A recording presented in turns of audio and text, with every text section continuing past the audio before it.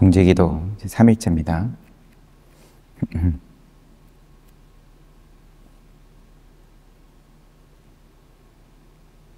대불정경 보고 있는데 이제 책거리예요. 오늘 이게 열반경 부분을 다 보고, 물론 책 자체는 이제 뒤에 좀 내용들이 더 많이 있긴 한데, 또 우리가 앞에 시작을 할 때 곧다마 부처님 이제 천상에 계실 때부터 그렇게 본 거여서, 그럼 그 앞에 내용이 뭐냐? 선해 거사가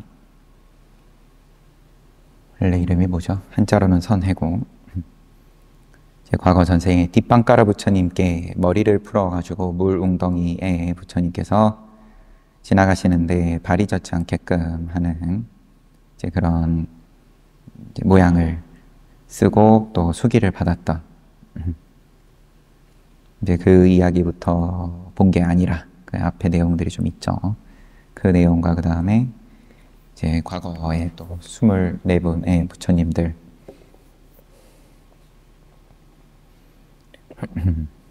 그건 이제 내일 무슨 책 들고 오는지 보면 알 수 있을 테고,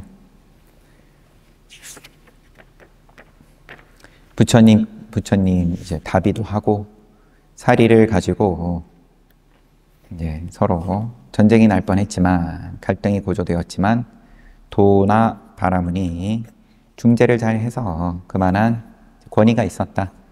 왕자들의 스승이었다.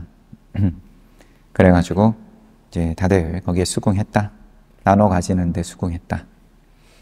그러면서 도나 바라문이 오른쪽 어금니 사리를 하나 슬쩍 했는데, 그것을 또 천신의 왕 사가가 또 챙기고 이제 그런 장면들이 있었습니다. 뒤늦게 도착한 마우리아 왕자들, 피팔리와나의 마우리아족 왕자들도 부처님이 열반에 들었다는 소식을 들었다. 삐빨리는 마하카사파의 출가하기 전 이름이죠. 같은 동네인 건지. 마우리아족 왕자들도 부처님이 열반에 들었다는 소식을 들었다. 이에 그들 역시 부처님의 사리를 요구하는 사절단을 쿠시나라로 보낸 후 완전한 전투 대형을 갖추어서 쿠시나라를 향해 진군했다. 하지만 그들이 도착한 것은 이미 다른 사람들이 부처님의 사리를 모두 나누어 가지고 간 후였다. 뒤늦게 도착했습니다. 쿠시나라의 말라족 왕자들이 마우리아 왕자들에게 말했다.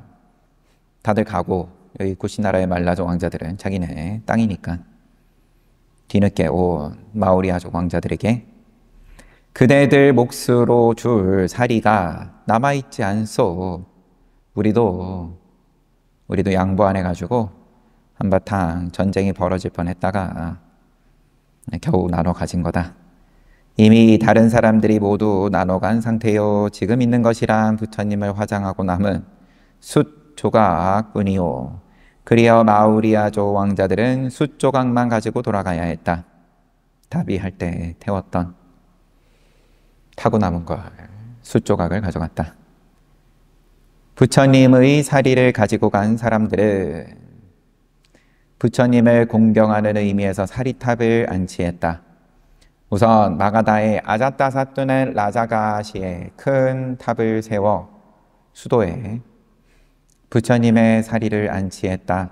웨살리에 사는 리차위족 왕자들도 웨살리에 큰 탑을 세웠으며, 하지만 얼마 안 가서 이제 멸망하는데, 웨살리는 카필라와토의 석가족 왕자들도 카필라와토의 탑을 세웠다.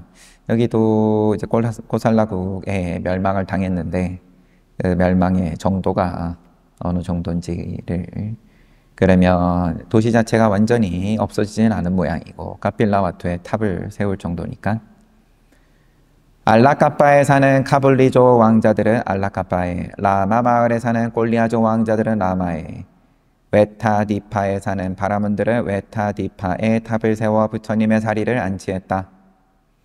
마찬가지로 빠와의 말라종 왕자들은 빠와에, 쿠시나라의 말라종 왕자들은 쿠시나라에 사리탑을 세웠으며 도나 바라문 역시 바구니를 위해 큰 탑을 조성했다. 장소는 안 나오네요. 중재를 섰던 도나 바라문은 어금니 하나 챙겨놨다가 어금니가 아니라 송곳니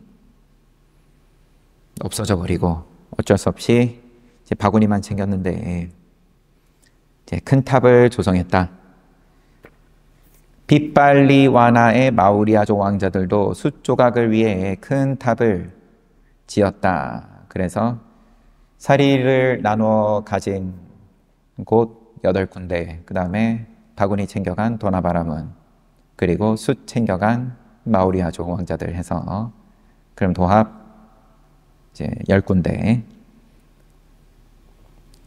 이처럼 부처님의 사리를 모신 8개의 탑, 또 바구니를 모신 탑, 숫을 모신 탑, 숫을 모신 탑.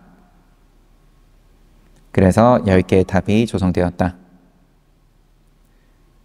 아자타사뚜 왕이 세운 탑. 디가니까야의 마하와카의 주석서와 복주 주석서는 그 10개의 탑 중에서 아자타사뚜 왕이 세운 탑에 관해 다음과 같은 내용을 전한다. 아자타사뚜 왕은 사리를 가지고 라자가로 돌아오면서 큰 축하의식을 열었다. 만족했어요.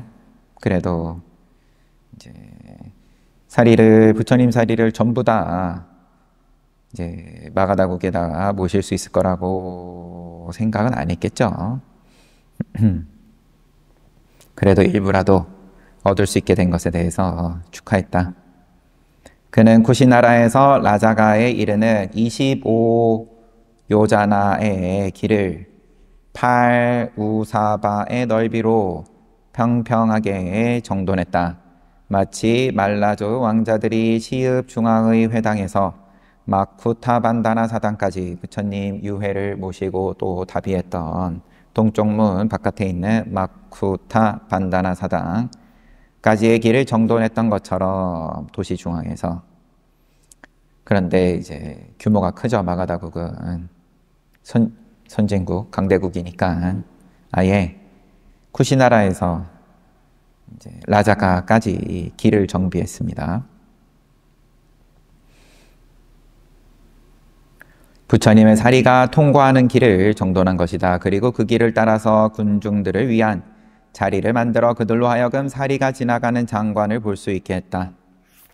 그러한 후 사리를 담은 황금함을 황금관 속에 넣고 온갖 장식으로 공양하며 거대한 군대의 호위를 받으며 행진해 나아갔다. 쿠시나라에서 시작된 축제 행렬은 창을 든 병사로 된 거대한 군대의 보호 아래에 계속되었다. 황금빛을 띤 꽃나무들의 꽃이 필 때면 어디에서건 왕은 창을 든 병사들의 보호 아래 축하의식을 거행했다.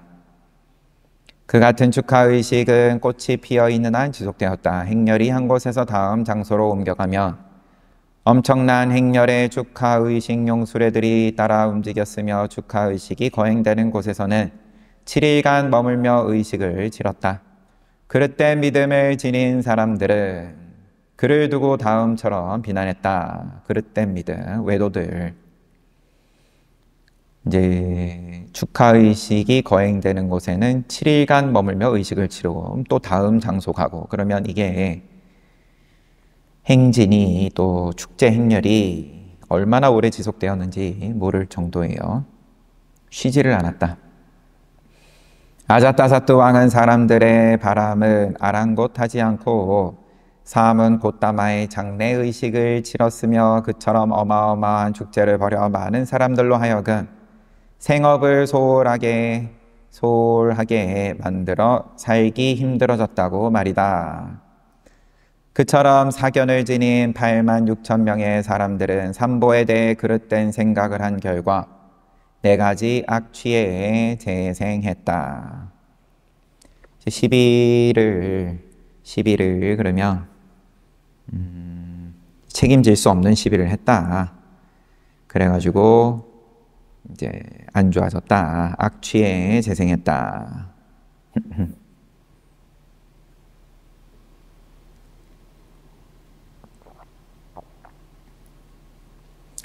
그러나 아라한들은 다르게 생각했다. 사리를 실은 마차를 두고 그처럼 오랫동안 축제를 벌이는 것은 사람들의 삼보에 대한 파괴를 야기하므로 절대 바람직한 일이 아니라고 생각한 것이다.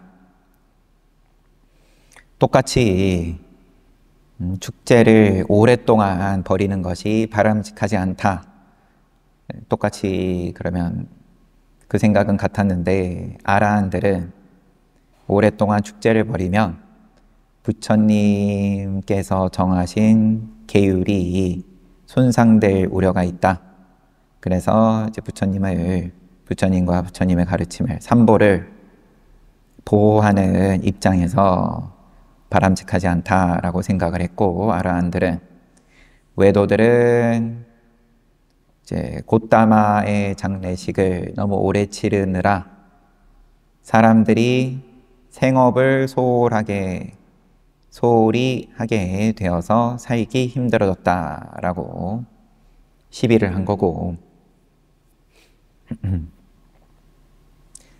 그래서 아라한들은 어떻게 했냐? 천신들의 왕이 사카에게 요청했다. 오 사카여, 사리를 모신 행렬이 라자가로 빨리 나아갈 수 있도록 해 주십시오.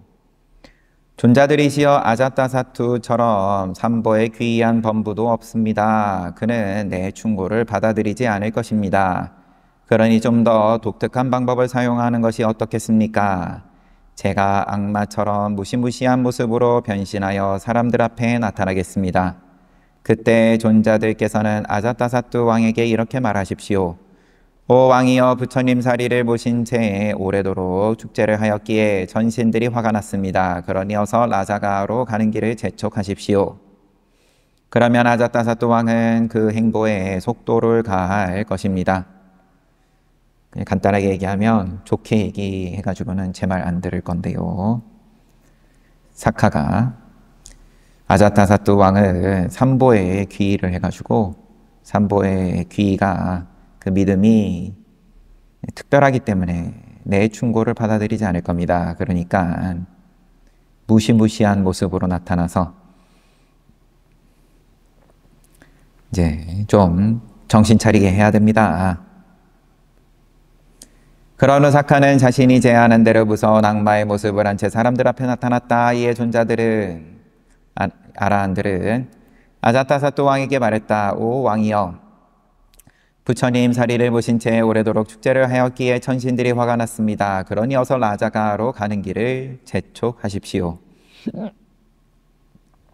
축제를 너무 오래 했습니다. 그러자 아자타사투 왕이 대답했다. 존자들이시여, 저는 아직 부처님 사리를 만족스럽게 공경하지 못했습니다. 하지만 존자들의 충고를 따르도록 하겠습니다. 그런 후 왕은 사리를 모신 행렬의 속도를 높이도록 명령했다. 그때는 이미 라자가를 향해 출발한 지 7년 7개월이 지난 때였다. 이 숫자가 보통 일이 아니에요. 한 장소에서 그럼 7일 동안 축하의식, 그러면은 다나죠, 다나. 공양 올리는 의식을 7일간 성대하게 치르고 또 다음 장소로 가고.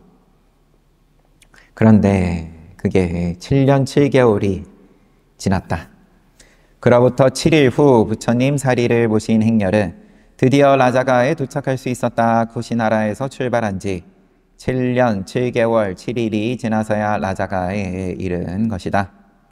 아자타사투 왕은 라자가시에 사리를 안치할 큰 탑을 세웠다. 정전 자료는 부처님의 사리나 화장 시 사용했던 바구니 및 숯조각을 얻은 다른 사람들이 탑을 세운 것에 대해서 탑을 세움으로써 사리를 공경하다라고 전하면서, 아울러 마가다 국왕 아자타사투가 부처님의 사리를 공경하여 라자가에 탑을 세웠다라고 기록하고 있다. 이것은 두 번째와 세 번째 결집 대회에서 합송된 내용이다.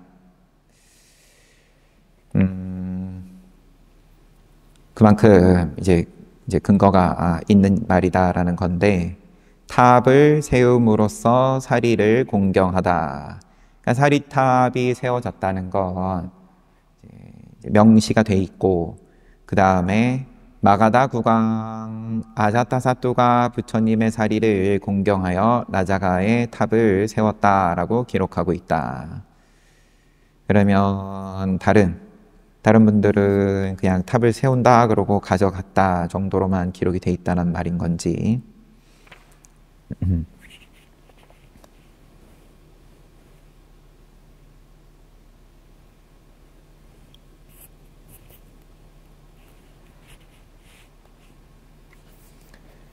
비밀 안치소.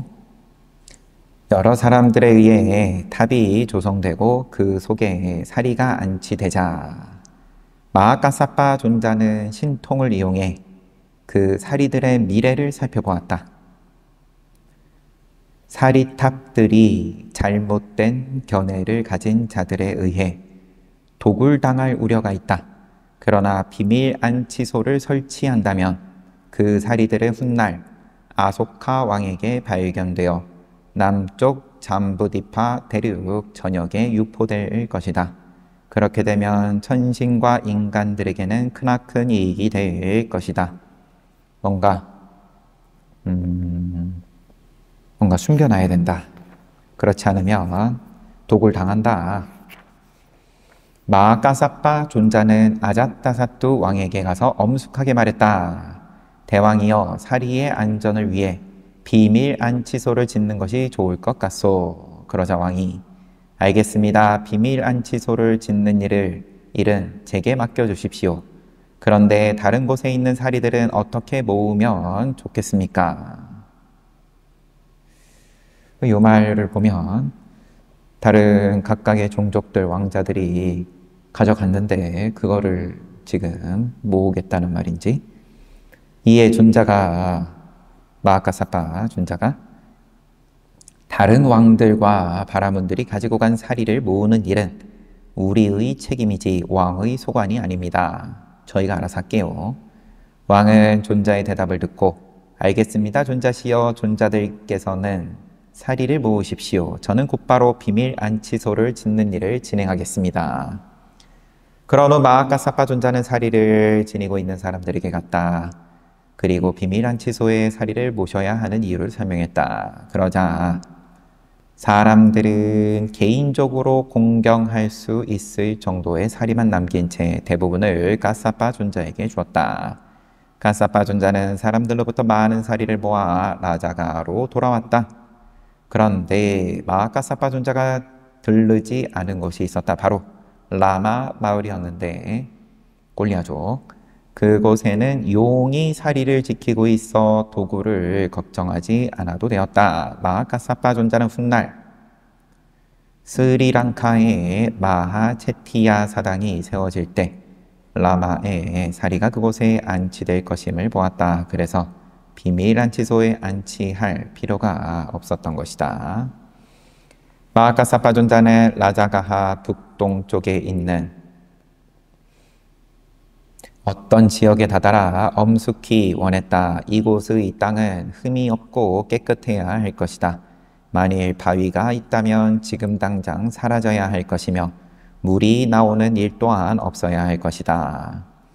아자타사뚜 왕은 그곳의 땅을 파괴했고 그곳에서 파낸 흙으로 벽돌을 만들게 했다. 그런데 80명의 큰 제자들을 공경하는 의미에서 80개의 탑을 건설하도록 했다.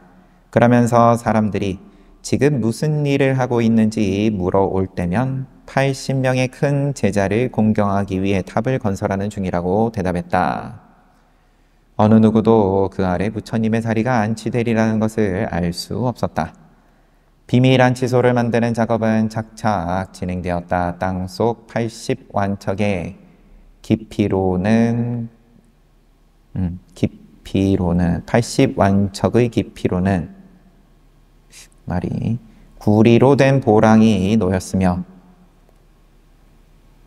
그 위로 일반적인 탑의 규모와 비슷한 구리방이 만들어졌다. 그리고 용기로 사용될 황금으로 된 전단향 나무함과 나무탑 8쌍이 크기별로 준비되었다. 그런 뒤 부처님의 사리를 황금으로 된 전단향 나무함 속에 안치했다. 그리고 다시 그것을 전단향 나무함으로 거듭 감싸는 식으로 해서 결국 사리는 8겹의 황금으로 된 전단향 나무함 속에 쌓이게 되었다. 그런 다음 그것을 황금으로 된 전단향 나무탑 속에 안치했다. 마찬가지로 그것을 다시 황금으로 된 전단향 나무탑 속에 안치하기를 거듭해서 8겹으로 된 하나의 황금 전단향 나무탑이 만들어졌다. 이런 방식은 앞에서 이름이 뽀꼬사띠 하고 마가다국의 빈비사라 대왕하고 뽀꼬사띠 그때는 이제 왕이었죠. 그리고 서로 그런 보물을 주고받는 가운데에서 보물을 주고받을 때 아마 마가다국의 빈비사라 대왕은 부처님의 그 삼보에 대한 가르침을 그러면 무엇이 귀한 보물이냐 고민하다가 삼보에 대해서 글을 쓰고 그것을 지금 나오는 것처럼 이런 식으로 여러 겹에 걸쳐서 함에다가 넣고 또 그렇게 전달을 했었던 이제 기록이 또 앞에 있었고, 여기서는 그걸 이제 탑으로, 탑 안에 탑, 그걸 또 탑이 8겹으로 이렇게 둘러쌌다.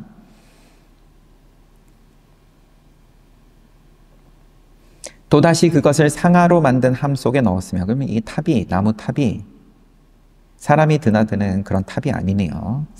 상어로 만든 함 속에 또 넣고, 그렇게 8겹으로 상아함이 만들어지고, 그것을 또 8겹의 상아로 된 탑 속에 넣고, 그것을 또 8겹의 칠보함 속에 넣고, 또 8겹의 칠보 탑 속에 넣고 해서 결국 8겹으로 된 하나의 칠보 탑이 이루어졌다. 이제 같은 방식으로 그것을 8겹의 은함, 그 다음에 은탑, 청옥함, 청옥탑, 홍옥함, 홍옥탑, 묘완석함, 묘완석탑. 그림은 잘 안 그려집니다, 사실. 사이즈가 얼마나 클지. 그 다음에 수정함, 수정탑. 이렇게 체계적으로 사리를 안치하고 나니까 최종적인 수정탑은 스리랑카에 있는 투파사마 사당만한 크기가 되었다. 수정탑은 다시 칠보로 된 탑에 안치되었고 다시 황금탑이 감쌌다. 그 다음에 은탑, 또 구리탑.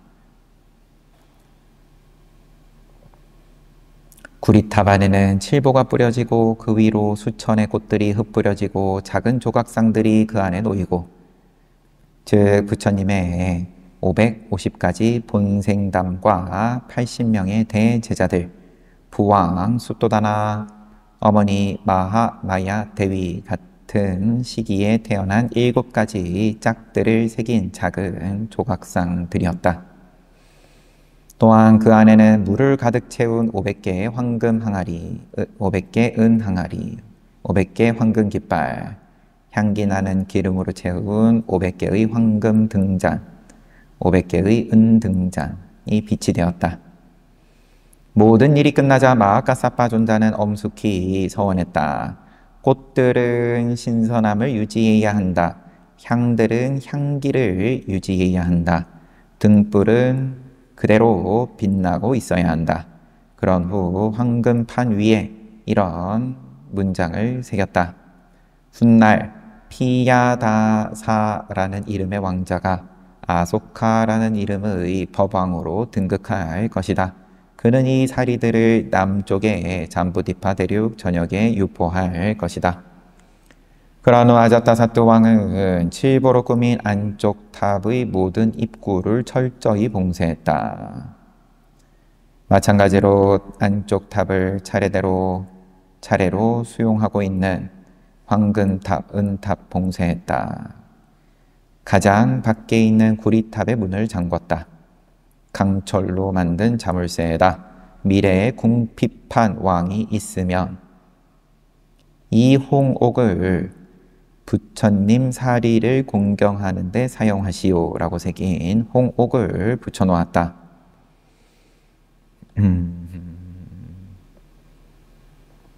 그러면 홍옥을 떼가라는 말은 아닐 테고 당연히 공경하는 데 사용하시오. 여튼 그와 같은 상황을 보고 있던 사카는 윗수감마에게 말했다. 윗수감마여, 아자타사뚜 왕은 사리의 안전을 위해 최선을 다했다. 이제는 그대가 안치소의 안전을 지켜야 할 것이다. 이에 윗수감마는 사리 안치소로 내려와 복잡한 기계장치를 설치했다. 그것은 엄청난 열기를 방출하며 무서운 형상을 드러내는 기계였다.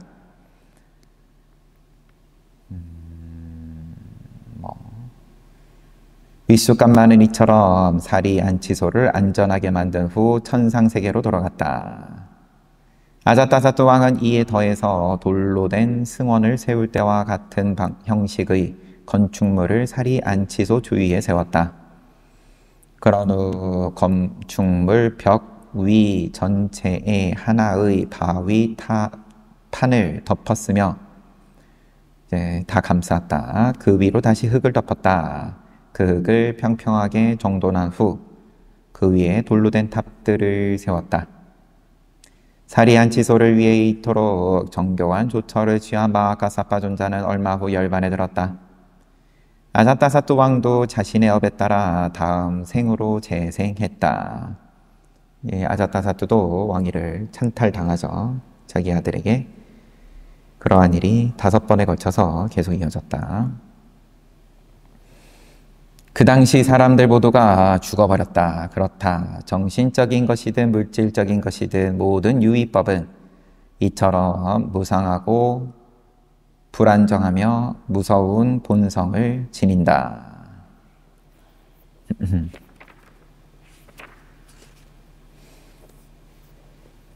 탑을 조성하는 아소카 왕, 이제 한참 건너뛰었습니다.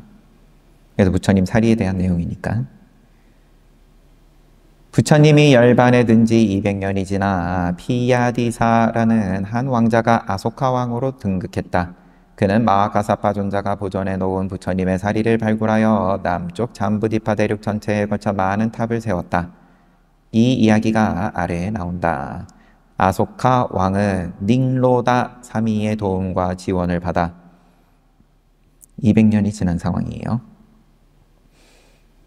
부처님의 큰 제자가 되었다. 그가 부처님과 그 가르침에 얼마나 헌신했는지는 84,000의 승원을 건설한 데서 알 수 있다. 그는 승원을 건설한 뒤 승단을 향해 말했다.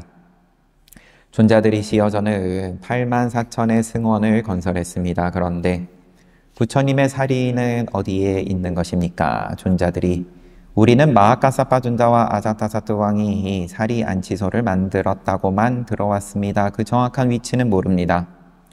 아소카 왕은 먼저 라자가시에서 사리를 찾아보았다. 아자타사뚜 왕이 원래 사리탑을 세운 곳을 찾아보았으나 아무것도 발견할 수 없었다. 그리하여 그는 사부대중을 모아서 외살리로 갔다. 그곳에서 리차위조 왕자들이 세운 탑을 허문 후 탑이 남아있었나 보네요. 그 안에 사리가 있는지 살펴보았다. 그러나 아무것도 발견할 수 없자 그는 탑을 복원하고는 카필라와트로 갔다. 카필라성. 거기서도 발견 못했고 라마 마을로 가서 찾았지만 거기에는 용 때문에 탑을 허물 수 없었다. 라마에서도 실패한 아소카 왕은 포기하지 않고 알라카파, 디파, 바와 쿠시나라를 차례로 찾았다. 어디에서도 사리는 발견되지 않았다. 별 수 없이 라자가로 돌아왔다. 사부대중과 함께 회의를 열어가지고 아소카 왕이 말하기를 아자타사뚜 왕이 사리를 안치했다고 하는 곳에 대해 들은 바 없소? 한 장로 비구가 대왕이여 정확한 장소는 모릅니다만 내겐 아버지와도 같은 장로 비구께서 한 말씀을 아직 기억합니다. 뭐라고 하셨었냐 하면 자 삼이야 수풀이 수북이 자란 어떤 곳에 돌탑이 놓여 있다.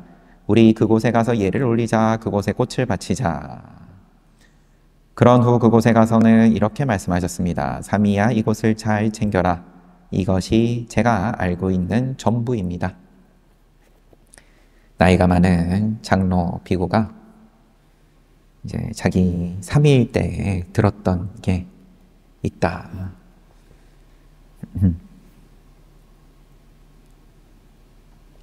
잠시만요.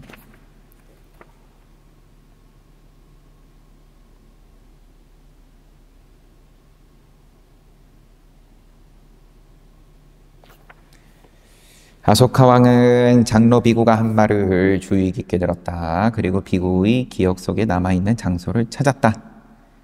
왕이 생각하기를 아자타사투 왕이 사리를 안치한 곳임에 틀림없다. 그는 사람들을 시켜서 발굴하라고 명령했다. 과연 수북이 자란 식물들을 제거하자 돌탑이 나왔다. 다시 돌탑과 그 아랫부분의 흙을 걷어내자 바위판이 드러났고 벽돌과 반죽을 부수자 안치소가 보였다. 아소카 왕과 사람들은 칠보가 뿌려진 바닥, 윙윙 돌아가는 강철날을 들고 있는 귀신 형상의 조각상들을 경이로운 시선으로 바라보았다. 아소카 왕은 강신수를 통해 그 보호장치를 멈추게 하려고 해보았다. 그러나 어떻게 해도 비밀을 풀 수가 없었다.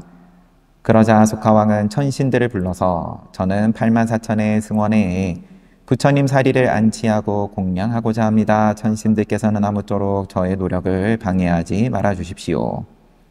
그때 한창 여행 중이던 사카가 이 장면을 보게 되었다. 사카가 위숫감마 시켜가지고 기계장치를 해놓은 거니까. 그리고 위숫감마에게 위숫감마여 아소카 왕이 지금 사리를 얻고자 하고 있다. 그러니 그대는 어서 가서 그 보호장치들을 제거하도록 하라. 위숫감마는 머리털을 5가닥으로 묶은 어린 소년의 모습을 한 채 아소카 왕에게 인사를 하고 대왕이시여 제가 이 장치들을 제거해 드리겠습니다. 소년은 기계장치의 열쇠 구멍으로 굴대를 밀어 넣었다. 그러자 귀신 조각에 달린 모든 기계들이 조각났다. 그런 뒤 아소카 왕은 입구에 있는 자물쇠 위에 새겨진 문장을 보게 되었다. 미래에 궁핍한 왕이 있으면 이 홍옥을 부처님 사리를 공경하는 데 사용하시오. 아소카 왕은 이 문장 보고 기분이 좋지 않았다. 누가 나를 궁핍한 왕이라고 부른단 말인가? 아소카 왕은 이어서 안치소 입구에 놓인 수많은 장애물들을 제거했다. 그리고 안치소 안쪽으로 들어갔더니 놀라운 일이었다. 218년 전에 켜놓았던 등불이 아직 빛을 내고 있었고 청련화 또한 여전히 싱싱했고 바닥 위에 뿌려진 꽃의 침상 역시 그대로였다. 향들도 새로 준비한 것처럼 향기로웠다. 요것들은 다 그러면은 마하카사파 존자가 이제 깊이 성찰을 함으로써 이제 신통인 거죠. 아소카 왕의 황금판을 들어 마하카사파 존자가 새겨놓은 문장을 보았다. 훗날 피야다사라는 이름의 왕자가 아소카라는 이름의 법왕으로 등극할 것이다. 그가 이 사리들을 남쪽의 잠부디파 대륙 전역에 유포할 것이다. 아소카 왕은 큰 소리로 마하카사파 존자께서는 내가 나타날 것을 정확히 예언했느니라. 그런 후 아소카 왕은 그곳의 사람들을 위해 일정량을 남겨놓고 대부분의 사리를 가지고 나왔다. 그리고 안치소의 모든 입구를 이전처럼 봉쇄한 후에 일부의 사리는 좀 남아있으니까 건축물 전체를 원래 상태로 복원하였으며 새로운 돌탑을 세웠다. 그런 다음 자신이 건설한 84,000의 승원에 부처님 사리들을 봉안했다.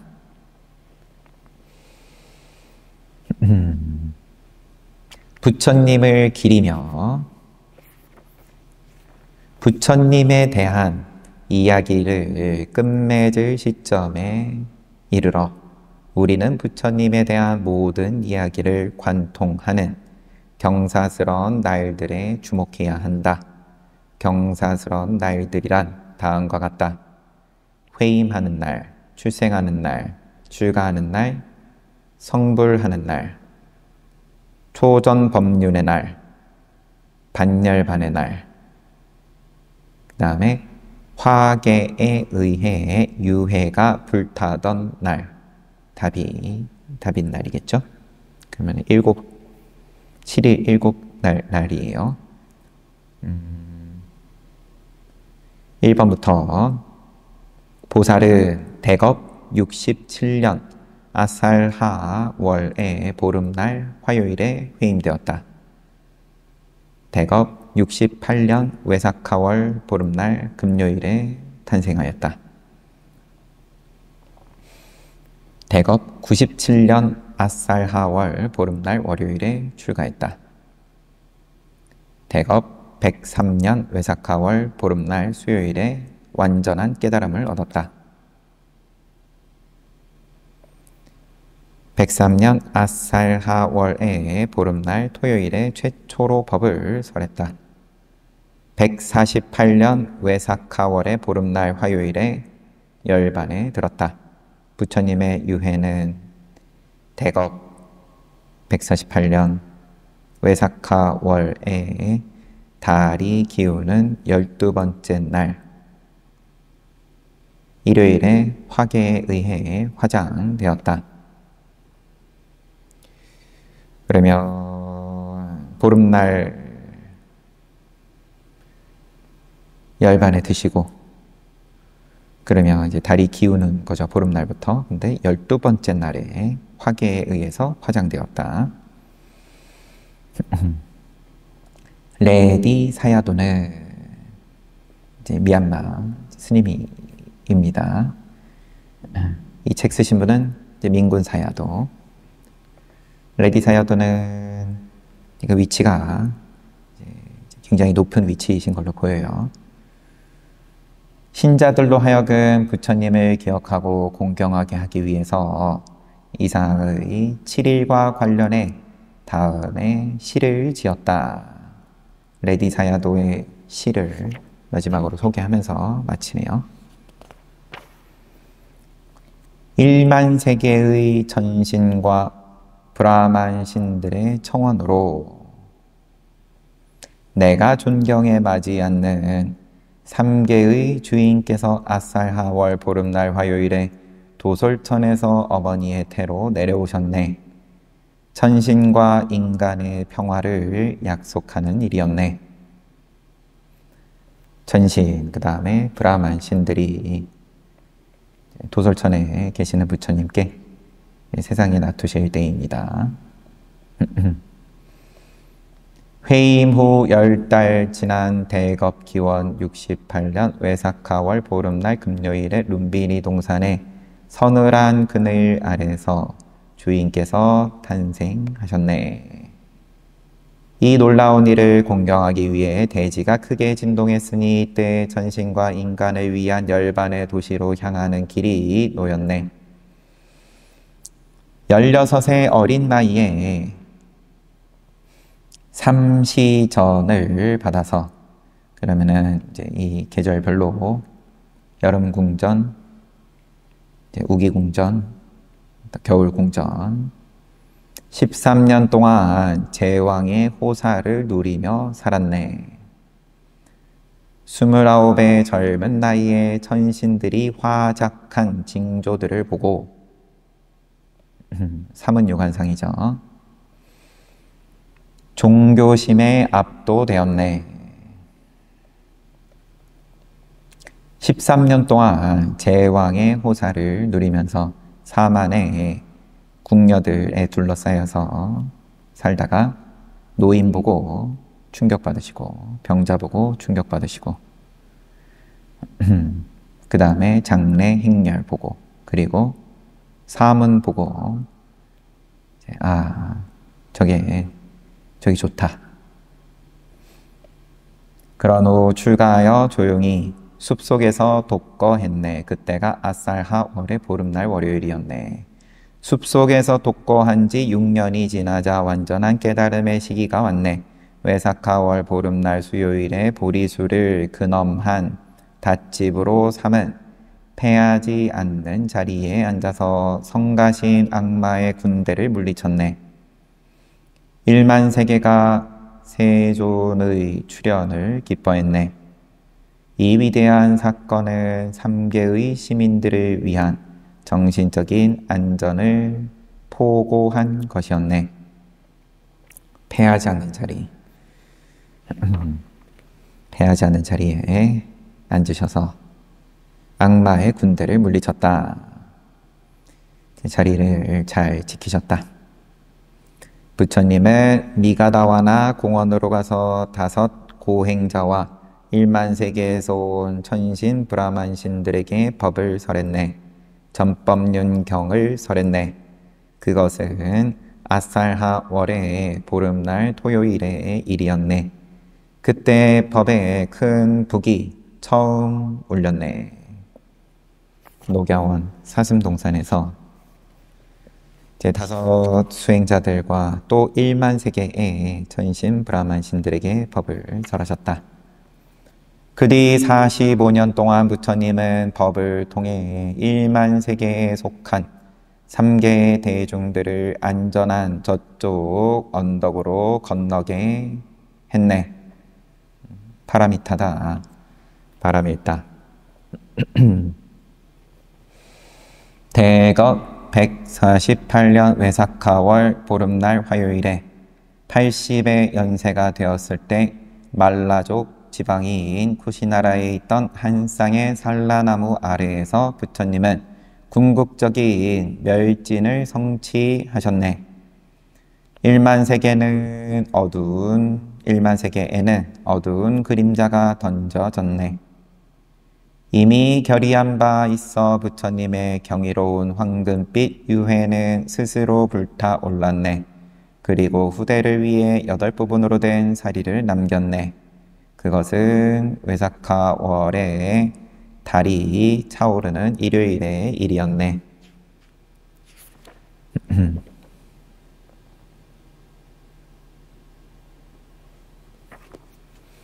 부처님과 관련된 기억할 만한 그날들을 성찰하면서 존귀한 자 중에서 가장 존귀한 3계의 주인께 저 위대한 스승께 몸과 입과 뜻으로 가장 깊은 신앙을 바칩니다.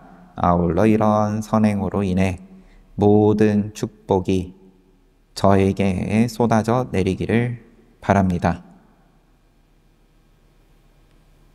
이렇게 끝났어요.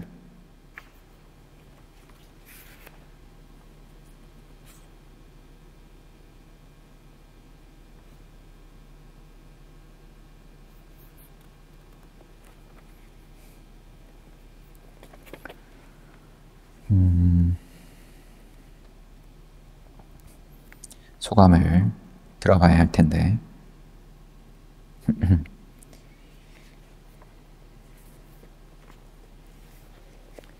우선은 이제 스스로 유해가 불타오른 것에 대해서 이제 일부러 수정을 안 한 것 같습니다. 레디 사야도 스님의 개송이다 보니까 이 외사카월의 달이 차오르는 일요일의 일이었네 라고 돼 있는 거를 그냥 그대로 두신 것 같아요. 이제 보름날 열반에 드시고 그 다음에 제가 여기 날짜가 지금 조금 애매한데 7일 지나서가 아니라 12번째 달이 기우는 보름날 다음에는 달이 기우는 게 맞으니까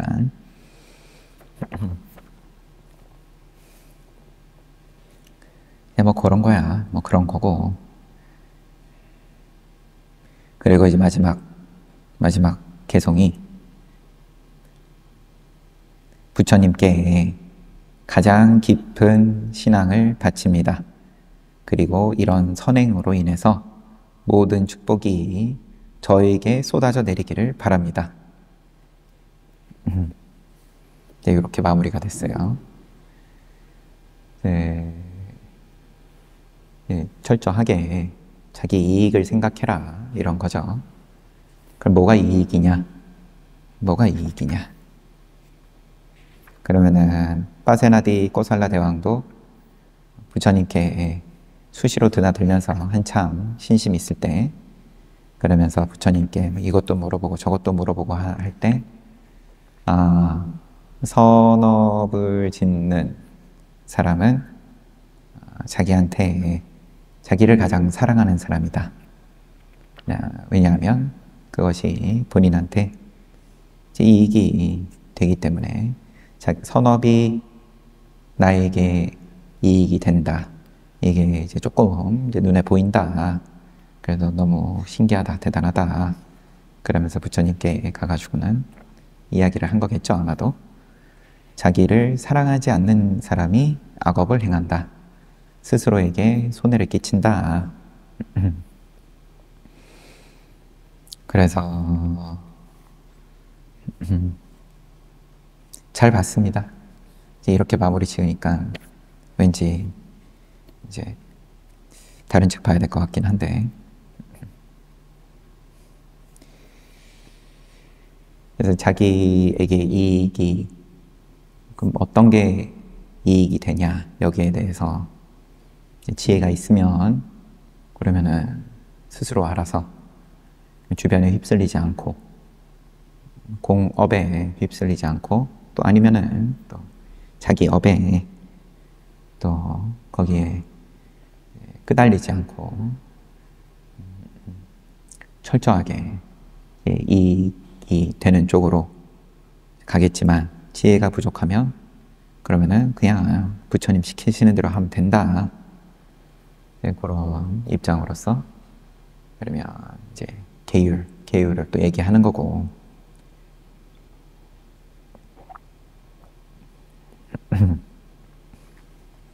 물론 우리가 하는 의식에서, 그리고 또 장면에서 그 공덕을 그러면 뭇 중생들에게 회양하겠다. 이제 뭐 이런 이야기들. 그 다음에 빈비사라 왕도 처음에 부처님께 공양 올렸을 때 밤에 자는데 비명소리가 들려가지고 부처님께 여쭤보니까, 전생의 인연인데 이제 지옥은 벗어나서 아귀로 머물면서 그러면서 지금 기다리고 있었는데, 부처님께 공양 올린 공덕을 나누어서 받기를 기다리고 있었는데, 빈비사라 왕이 그때 이제 부처님께서 머무실 만한 장소가 어디냐 고민하느라고, 그래서 중림정사 떠올리느라고 그날의 공양, 부처님께 올린 공양에 대해서 그 공덕을 나누겠다라고 생각을 미처 못해가지고 기다렸지만 나누어 받지 못했던 아기들이 이제 밤에 그런 비명을 지른 거다. 그 이야기를 듣고 빈비사라 왕은 부처님께 공양청을 다시 한번 올리죠. 그리고 그 다음 날은 부처님께 공양 잘 올린 다음에, 내가 오늘 올린 공양은 그러면 이렇게 인연들에게 회양한다. 이렇게. 우리는 이제 법회날 늘 그런 모양을 지금 쓰고 있는 중이고, 하지만 회양을 인연 있는 그러한 입장들에게 눈에 보이지는 않더라도, 회양을 하더라도 역시나 그것 또한 나한테 이익이다. 그런 선행으로 인해 모든 축복이 저에게 쏟아져 내리기를 바랍니다. 그래서 이 민군사야도께서는, 삼장독사께서는 마지막 정리를 이렇게 이제 회양을 하셨습니다. 부처님을 찬탄하고, 그리고 그 이익을 내가 받겠다, 나한테 이익이 된다라고 믿고 해봐라. 또 이런 의미도 담겨 있는 거죠. 삼보를 믿는다 하면, 삼귀를 한다 하면 그런 거다. 삼기를 한다는 것은 무엇이 나한테 이익이 되는지에 대해서 내가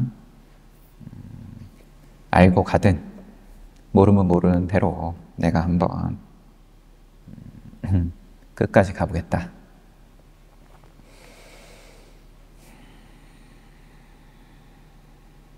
아무튼 잘 봤습니다.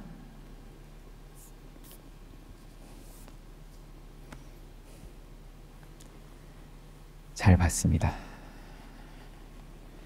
저도 개인적으로 잘 봤고 이 대불전경을 보면서 또 유튜브에도 업로드를 이제 시작을 해본 거였고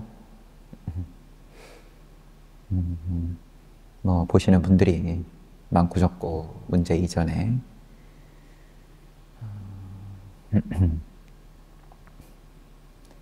여기 이제 시원함이라는 수행처에서 우리가 지금 동지기도 아니면은 뭐 안거고 정진이고 관음기도는 쭉 몇 년째 계속 해오고 있고, 근데 이런 모양 저런 모양이든 어떤 모양이든 간에 이렇게 이제 부처님과 그 다음에 또 조사 스님들의 이제 가르침에 대해서 늘 놓지 않고 함께 할 수 있는 인연이 이어진다라는 게 이것도 쉽지 않을 수도 있는 건데, 거기에 대해서 저도 감사하게 생각하는 거죠.